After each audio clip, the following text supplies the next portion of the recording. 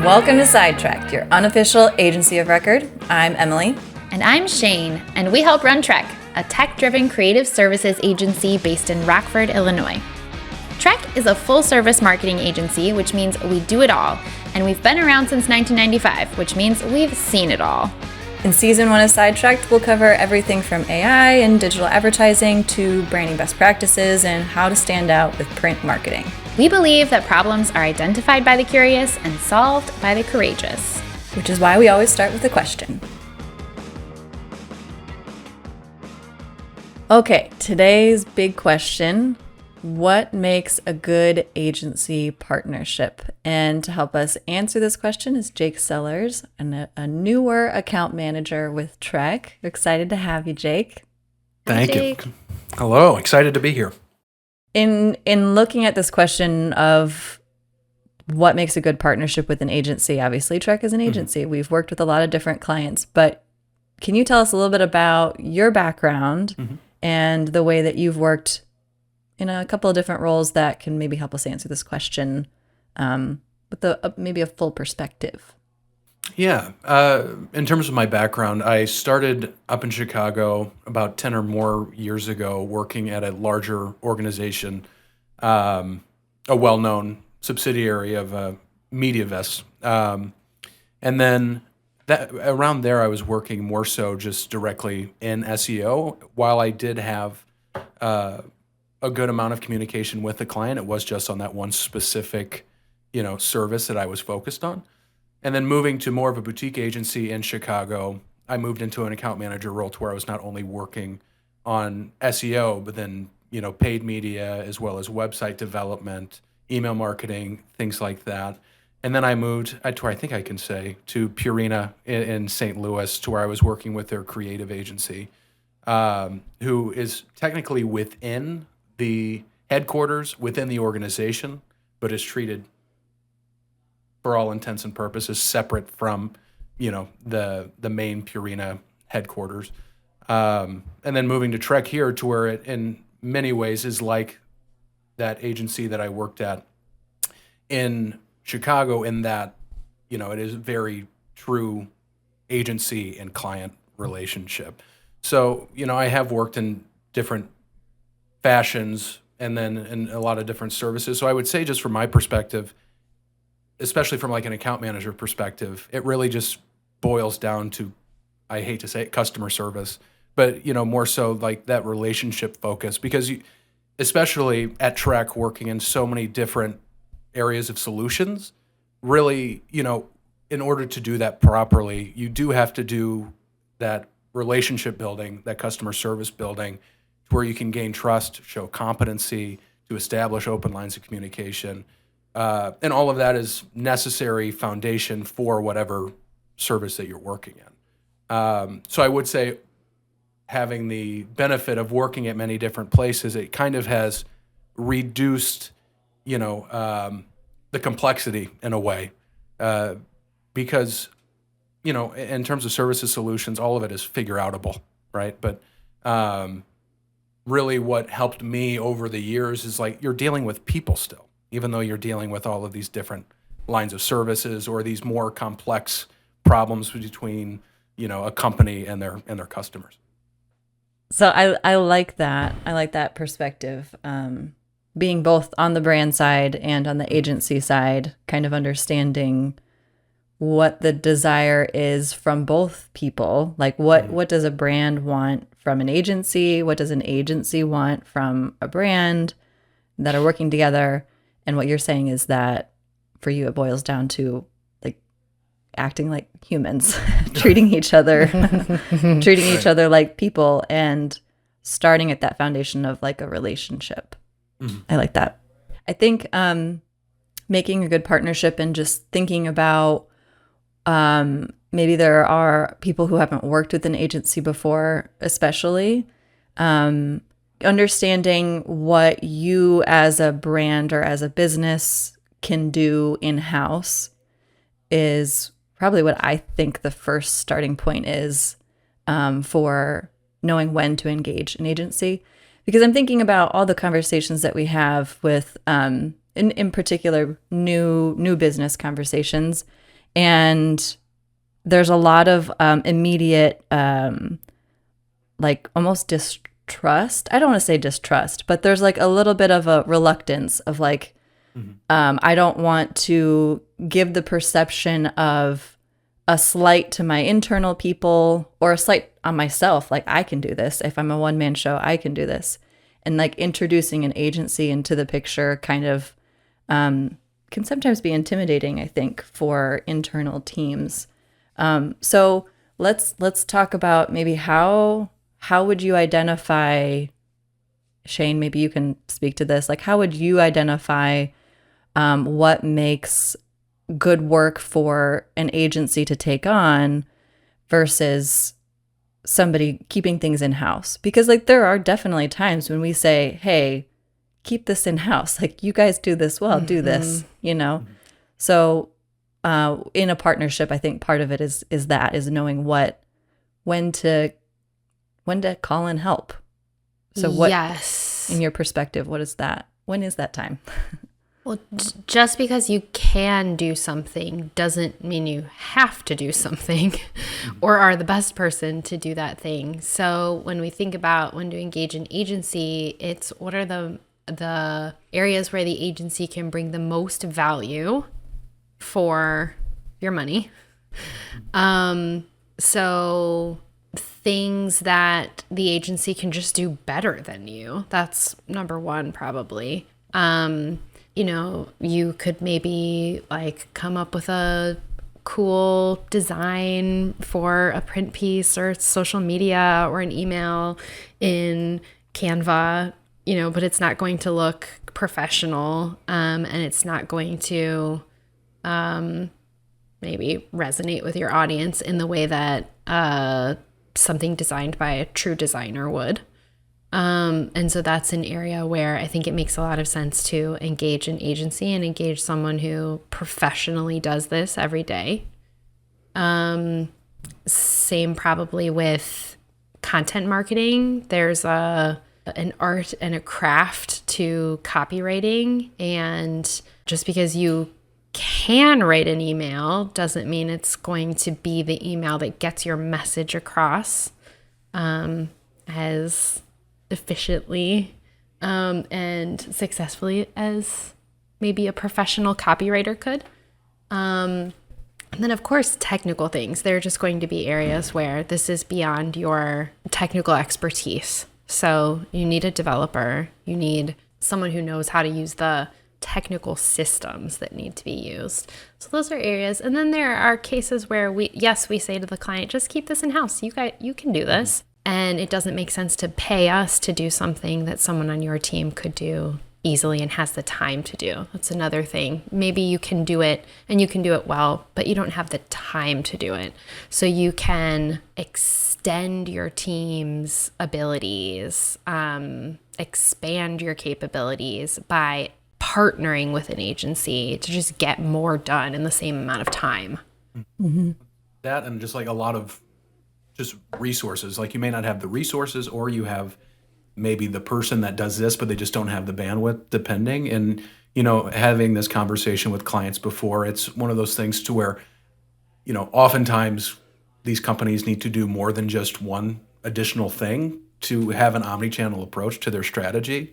And then whenever you're looking at that purely in-house, you know, from a resourcing perspective, you know, you would need to hire somebody who specializes in social media, for instance, or somebody who specializes in SEO, you know, or, you know, so many more things, to where for many, you know, agencies, the same money that you might give for one person, like the social media strategist's, you know, yearly compensation, if you invested that into an agency for that same amount of money, you would have the resources at your disposal for somebody within that agency that knows all of those things. Mm-hmm. Mm-hmm. Yeah, and I think the something that can be difficult to overcome internally is your own. You can't get outside of your own thoughts, or like everyone internally sees things a certain way, and so sometimes having a group of people, because to your point, Jake, you're not just getting the expertise of one person, you're getting a lot of different disciplines, a lot of different perspectives when you work with an agency most of the time. Sometimes agencies specialize in specific things, but for the sake of today's discussion, looking at Trek, a lot of different perspectives. But it helps just to have somebody on the outside to say like, hey, why do you do things this way? Or like, what does that actually mean? And just sort of like be that questioner in a way that's like not critical or demeaning, but like a true partner, I think, is someone that's going to push you or question you in a way that helps to get to where you need to go. When you don't know that you're standing in your own way. Because we see that a lot, I think, Jake, right? Like people are like, we have this problem, we've tried everything, we don't know how to get to where we need to go. And then we can see very clearly, well, this is your problem. It's staring you in the face, And sometimes you just need that outside perspective. And we're not excluded from that by any means either. Like that's why when new people join Trek or we have new perspectives come in, it's really helpful for us too, because we do the same thing. We like to be that for other people because we understand it ourselves. And to piggyback off that, and it kind of tacks on to Shane's point as well about like what an agency might do better as far as any company, like their products or services, it behooves them, and they typically are, subject matter experts in that. And, would you rather spend time trying to get, your top salesperson or your top subject matter expert within your organization to learn marketing?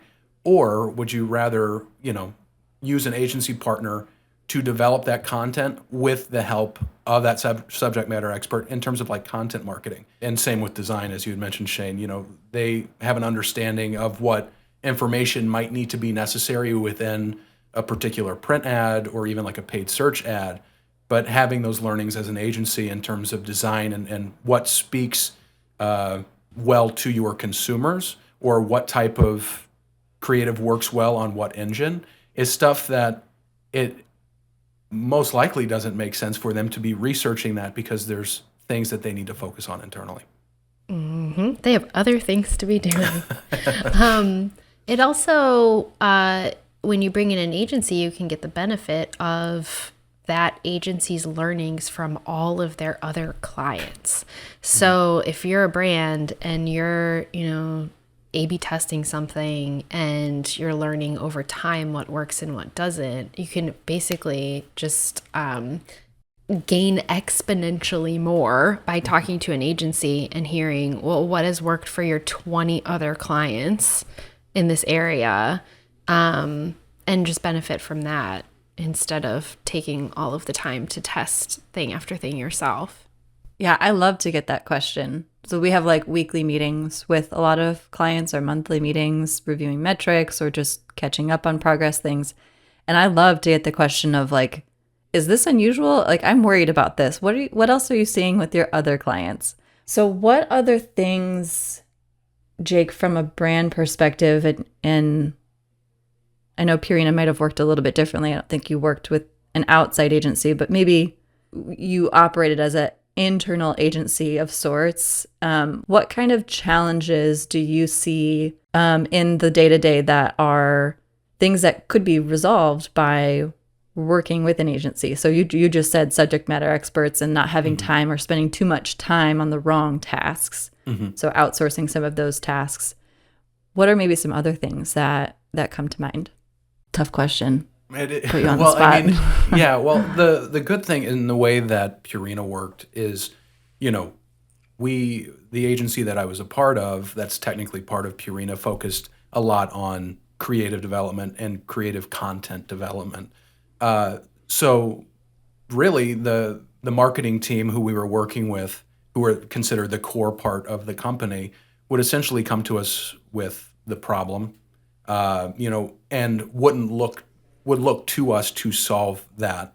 And they didn't really delve much into creative research, what in the past had worked.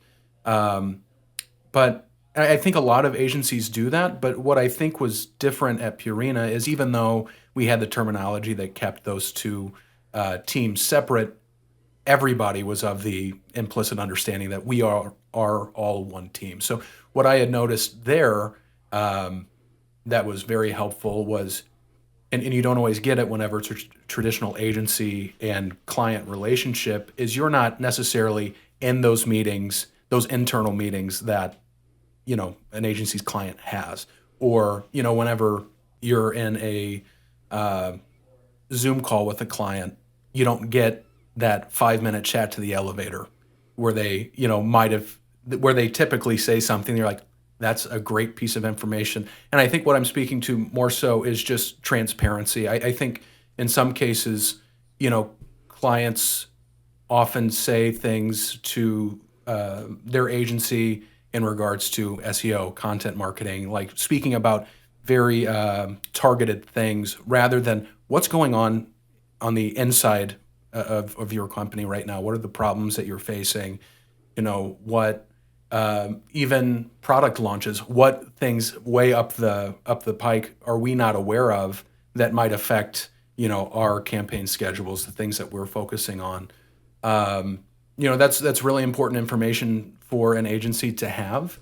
And most oftentimes I err on the side of like, tell me anything that you think might be helpful for us, or even things that you feel aren't helpful. Because, to the point of this conversation, we as a agency think differently. We are very much an extension of your team, and we might hear something that, jogs a thought that we might not have otherwise uncovered if we just didn't have that level of transparency. But I think to gain that, an agency needs to demonstrate that competence, needs to demonstrate that follow through, to gain that trust, to essentially gain additional access into information internally. That is a good point, because often as an agency, we're not working on marketing problems. We are using marketing to solve sales problems or business problems or to meet business objectives. And I think our best agency partnerships are the ones where our points of contact really give us a lot of transparency into what is the business trying to do this year? What is the business trying to do in the next 5 years, so that we can think of creative ways that marketing can contribute. Yeah, I would say a good partnership too is the transparency goes like both ways. So like when there is that trust built with us, and like we will protect the information, we will listen to the information and use it well. That's one thing. But then something can go wrong. Anything can happen, like, so say there's a mistake made or something, which is going to happens to everybody. There is a lot of trust building that can happen in the transparency of what happens after a mistake. Is the agency going to try to blame somebody else, talk it down, point to all the reasons why that was the right thing to do, not accept responsibility, that kind of thing? I have found that our best relationships come in those moments when things don't quite go the way we wanted them to, and saying, hey, like this didn't go right, and that's on me, or that's on us. Like we made this mistake, or this happened, this thing happened that was out of our control. Whatever it is, being transparent about that, and then say, but not just whoops, sorry, but say this happened, and now this is what we're going to do to make it right, or this is what we're going to do to get to where we need to go. And then building that bridge together to make it right, and that's an uncomfortable thing to experience as an account manager. It's not a fun thing for a client to go through either. But if I'm being honest, that transparency of like the vulnerability of saying I was wrong, or I don't know. I don't know what happened. I don't know the answer to the question that you're asking me.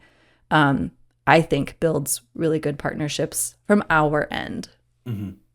Yeah, and even whenever those mistakes are made, or not even like necessarily a mistake, it might just be like in terms of paid search, a hypothesis that we think will likely work well. But managing those expectations of, let's say it's something that we haven't done before, and you might show up to a monthly reporting meeting the next month, and just to be honest about, well, we thought that this would work, and it's not working as well as we would hope. But here is optimization 1, 2, 3 that we're going to look to make, and we'll see how that goes. I mean, I think one of the things that working technically in-house and in an agency is that we, as a part of an agency, we very much want to just be an extension of your team. And, whenever somebody is internal, I think there's that built-in dynamic of we're working collaboratively. We're still trying to steer the same ship in the same direction. And, even like being in an agency environment, like we do care about the success of our clients. And just having that collaboration, that clear and open transparency, that collaboration, and just having an understanding of like, we are dead set on the furthering of your goals. And we're, we'll do anything we can to see through that continuous improvement. Our client success is our success. Yeah. Yeah. So we've talked about a good partnership being built on a relationship, treating each other like people, and being transparent or honest as much as possible. Like, look, I'm not looking for a Reader's Digest of like your life every day or like all the drama internally, but You're like not. there's, but within reason, like, there needs to be boundaries, but within reason, transparency, helping to take the load off. So like helping to make somebody else's life better, their work life better, their work better. All of these are reasons that it would be good to work with an agency. I don't want this episode to feel like a commercial because we're not trying to sell an agency here, but this is a question that we get a lot. So wanted to kind of address some of those things that kind of come to mind first. So on the flip side, what are reasons that someone might not need to partner with an agency? Like what are scenarios that might say like, actually this isn't a good fit because you don't need us, or like when would we do that? Jake, do you have any curveball? I mean, the first thing that comes to mind, if there's ever a situation to where just hypothetically they come to us to solve a problem and that they feel might be a marketing problem, but it might not be, or it might be something of like, we don't have that particular specialty and we could recommend this agency. And then there are, just from my historical perspective, I mean, there are some clients that might not necessarily have the funds or resources to engage in a meaningful way with an agency. They might not have freed up the funds to, do paid search properly. There have been many situations to where, a organization might say we have, $1,000 to spend on paid search per month. And that can get you somewhere, but it's just managing those expectations.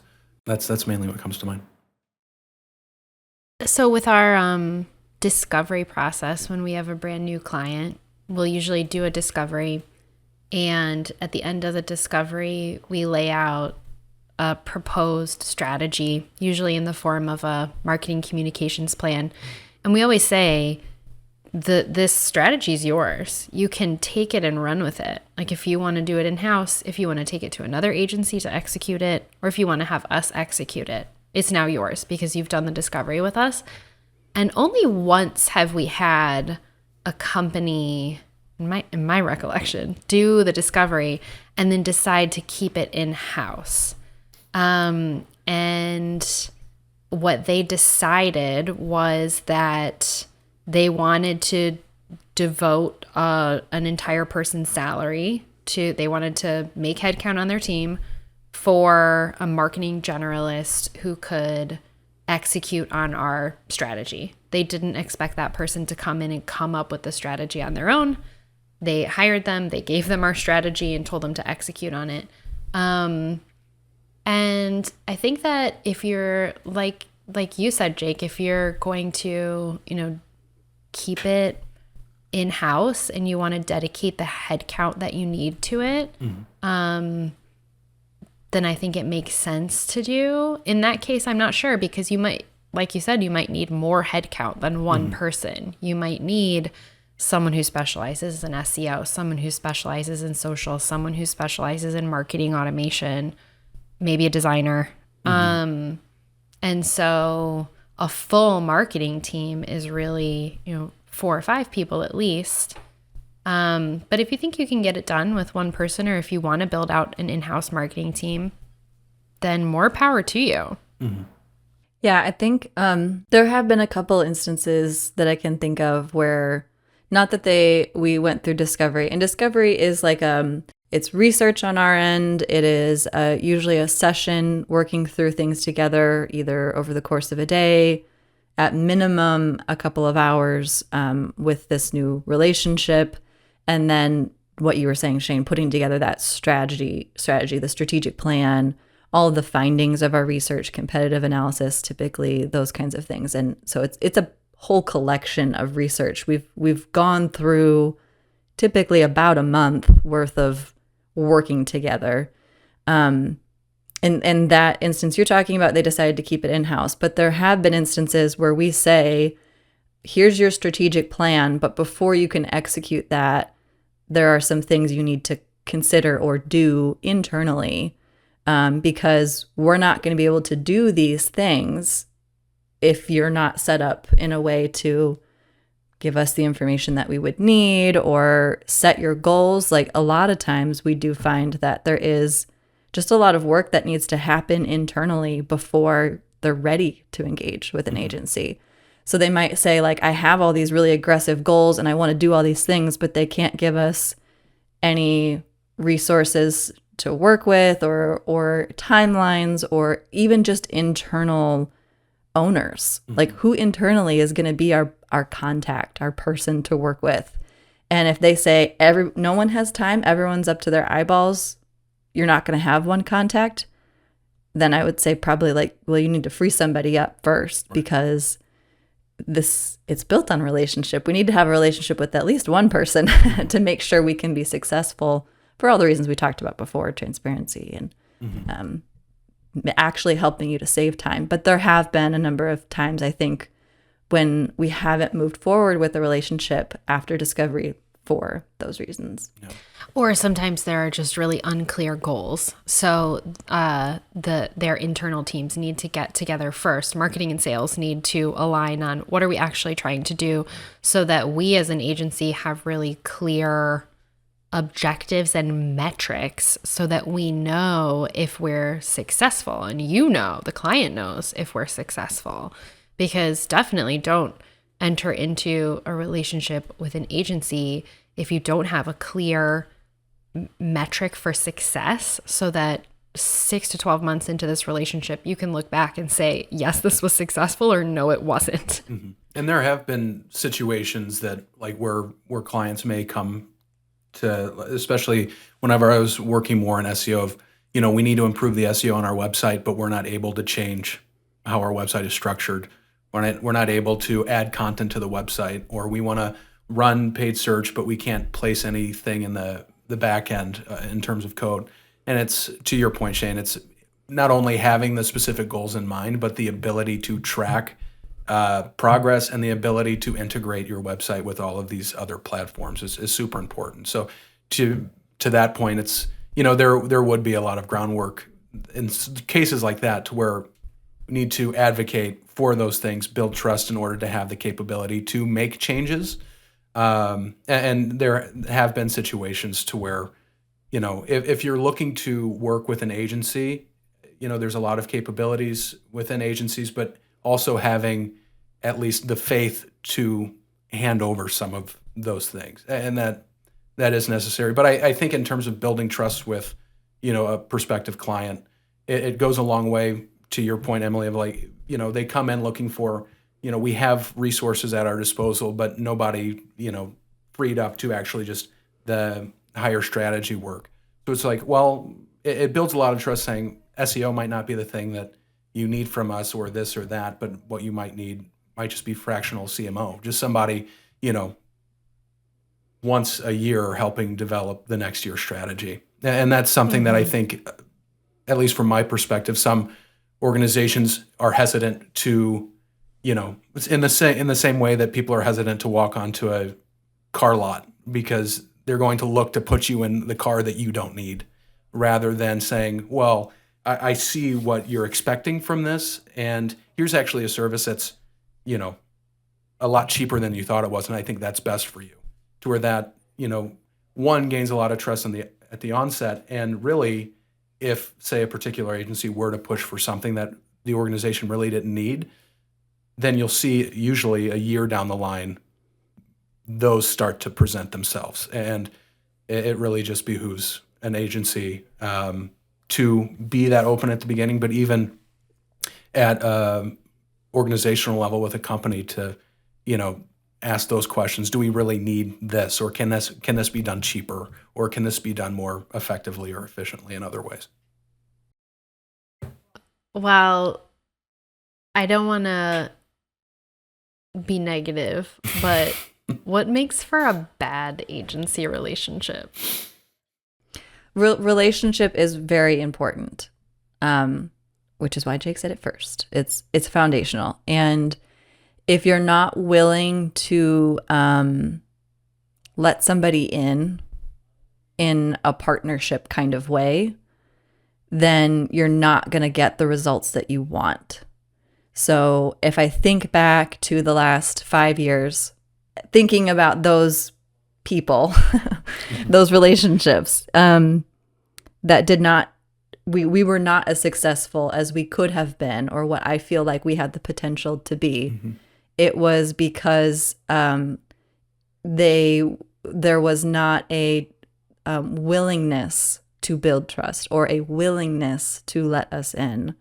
And you don't have to have all the answers. And again, I don't need all the information, but if you are just willing to connect on a person level, to say, like, this is what we're dealing with, these are the struggles, this is where we have to go, like 9 times out of 10, we can get there together. We can overcome everything. It is the unwillingness to connect and the unwillingness to change that I think will sink an agency relationship every single time. Mm-hmm. Trying to keep it transactional, trying to keep the agency on the outside, it makes it hard for us to do our jobs. Mm-hmm. Yeah. If you treat us like order takers who are just do whatever you want, you say everything and we do it, and there's no room for discussion or questions or pushback even, you're only ever going to get one set of results, and that's the ones that you think that you need, versus sometimes like you can't see what you need. Yeah, one at least that comes to mind is, it kind of tacks on to goals. I mean, there are some organizations that may not have a handle on what their goals should be for the year. And then I think there's some organizations that might look to do too many things too quickly. And then you have shifting goals, month to month, to where it's really, having those questions answered and asked at the onset of, like, SEO, for instance, is more so playing the long game, but, managing those expectations and building the trust and with the client of saying, we can make these optimizations, but this is more of a long-term effort. And if, we're going after these handfuls of keywords for a month, and then we just forget them and we go to something else for a month and keep doing that, you're just making a little bit of ground in each direction rather than, focusing it and trying to go further with just increased effort, or at least increased time to see through, the actual strategy. The other way that I measure a successful partnership is, if I know I'm going to spend my whole day working on this client's work, in meetings with them, in meetings talking about their work, how does that make me feel? Because if I am dreading my day because I'm going to be doing this client's work all day, that tells me that there's something wrong in this partnership, because it doesn't need to feel that way. And I think it goes on the other side too. If they dread the meetings with us, or if they dread when they see my name pop up in their inbox, like, that would tell me that I'm probably not being a good partner to them, or they don't value me as a partner, because it should be, there should be that kind of, we are humans. We have emotions, we have feelings, we have preferences, and it should feel good to work together towards a goal, even if it's not always easy.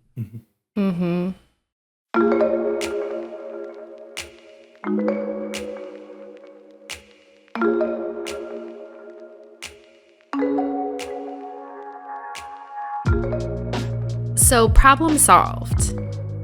We had a client come to us in 2020, and small company, industrial, B2B, had never worked with an agency before, and honestly didn't want to work with an agency. But the owner had a website for like 20 years. Honestly, it may have been from the 90s. If I remember correctly, it was like built in Dreamweaver. The code lived in like a folder, and there was like no content management system to speak of. And the person who had been maintaining this website for him basically reached out to him and was like, hey, I'm not doing this anymore. Your website's going to disappear in 30 days. And so he reached out to he had like an IT managed services company, and they recommended that he reach out to us. And so he contacted us, really did not want to be doing marketing, but needed a new website immediately. Like, it was an emergency website. And so we got to work right away. We built him a new website in less than 30 days. And do not recommend, by the way. It's not ideal. Yeah, definitely better to have a little more time than that. But got, basically an MVP of this website up and running, and then said, once it's live, we can build on it from there. And we have over the years. But from there, just getting to know us, we started talking to him about other services that we could provide. And I think he'd be okay with us saying, you know who you are if you're listening, that he was resistant at first to the idea of working with an agency, needing marketing, but was curious enough to keep talking to us, as we finished this website project. And I think we started by, we built the website in HubSpot, and of course HubSpot comes with a built-in free CRM. So we just showed him how to use that, how to set it up for his sales team. And through talking to him about, the setup for the sales team and what their goals were, recommended a few other things.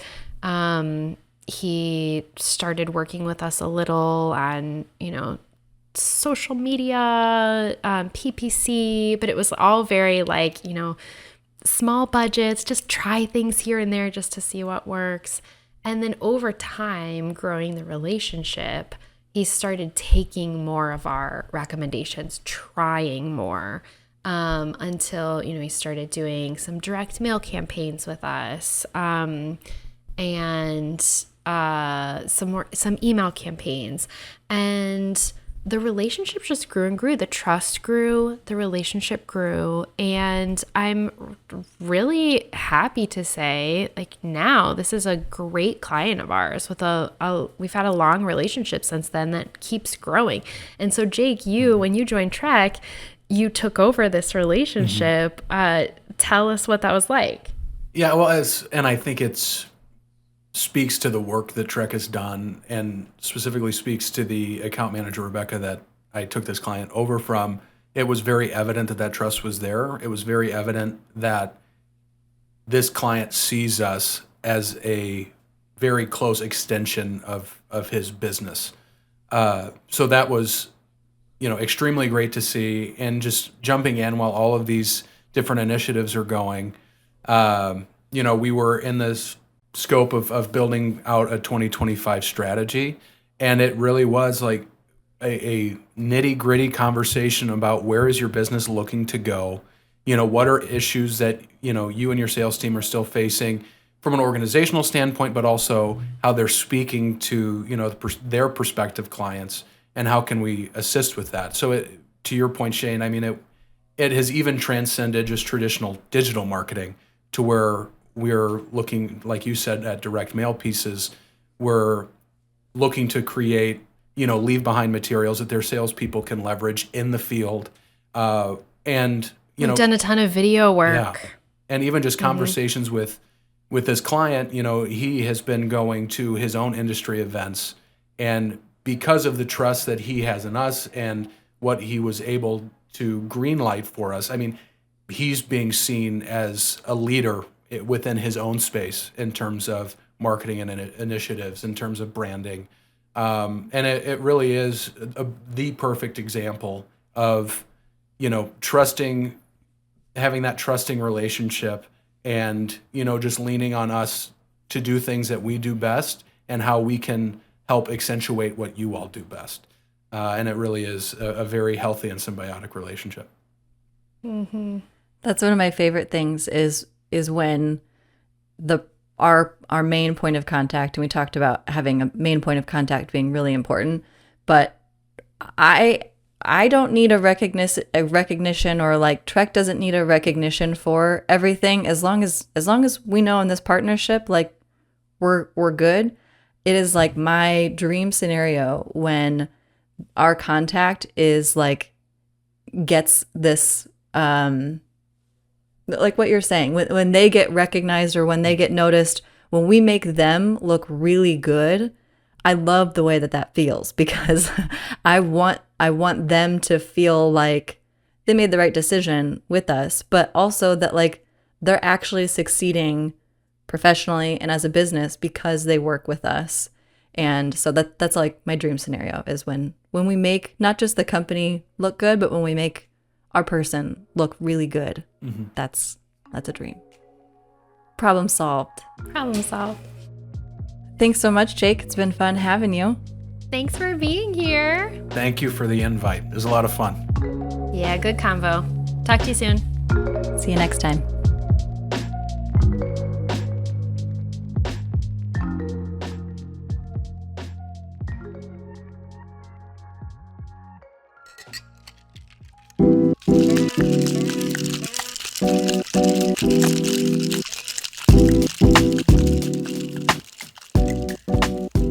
Fun fact, Sidetracked is the name of the bar inside Trek, where it's not uncommon to find a copywriter and a designer brainstorming a new project, an account manager hosting a client for happy hour, and our creative director and head mixologist, Mike Wilson, mixing up something fun. In this season of Sidetracked, Mike's making his way through a 1970s cocktail recipe book, and we volunteered to be his taste testers. Mike's at the bar, and he made us a drink. What'd you make us, Mike? I made you guys an Alabama. Roll Tide. Had to Roll get that in Tide, there. Yeah. It has brandy, lemon juice, curacao, and sugar. This is a sugar rim. It's beautiful. Also a Okay. shade of yellow, which we've established is the theme of the 70s. Yes, this is a golden cocktail. Yeah. Okay, with like I a feel- dripping sugar rim. I feel obligated to like this since I went to Alabama, and the cocktail's named Alabama. My mom's side of the family is from there. It's in my blood, so No obligations, Emily. okay, let's go. Okay. No pressure on my part either. Ooh. Oh, okay. I like that. I like the sugar on the rim. Yeah, I like the sugar rim. I'm going to take another sip. Okay. It's sour. That's the lemon juice. Yeah, I like it. I like a lemony drink. It's very lemon forward. I think it's okay, but yeah, I maybe a 2 out of 5 for me. Oh, I like the sugar on the rim, but I don't. That's about it for me. I'm going to give this a 4 out of 5. All right. Nice job, Mike. Thank you, Shane. Cheers. Cheers.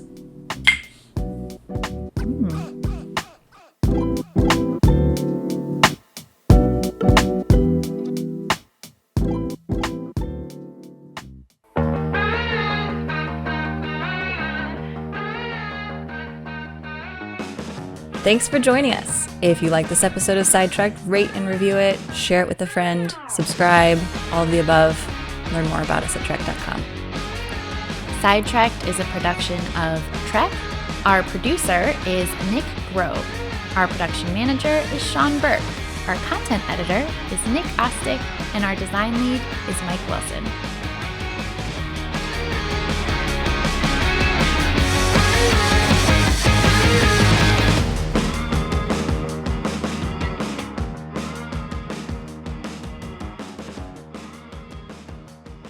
Oh, one more thing.